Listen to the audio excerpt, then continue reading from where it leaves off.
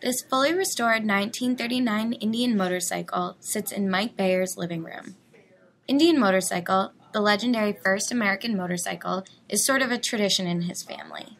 Other American traditions, hard work and quality, are present in his garage where he works on restoring the motorcycles his father, grandfather, and great-grandfather loved so much. I've known nothing but it my whole life, and it's a love of, I mean, I'm not a biker, I'm a motorcyclist. It's the love of it.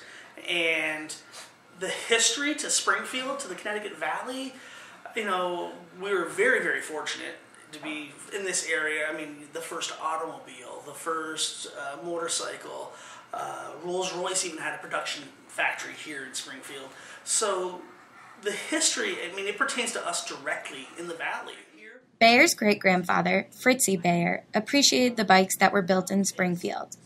He ran the factory dealership, started an Indian-only motorcycle club, and promoted and organized races. And his grandfather, Butch Bayer, raced Indian motorcycles.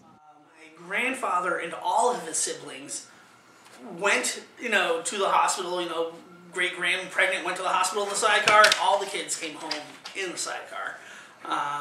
My grandfather actually learned how to ride a motorcycle inside of the Indian factory as a young boy. Now, Mike spends most of his time rebuilding these bikes and researching their history so he can restore them perfectly. He knows his decision to carry on the Indian motorcycle legacy in his family made them closer.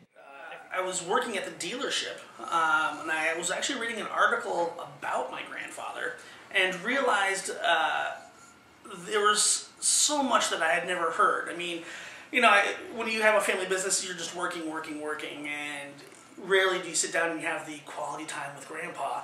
And I just realized that there's a lot of history. I mean, I'm actually reading articles about my family as opposed to being told about my family. So I decided to make that connection. I started working for my grandfather and basically, you know, was able to hear the stories of my family heritage.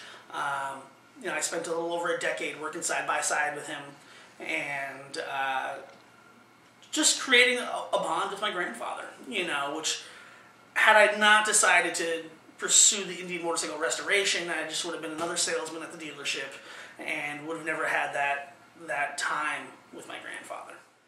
All the work he puts into the motorcycles pays off in the end when he can take them out for a ride.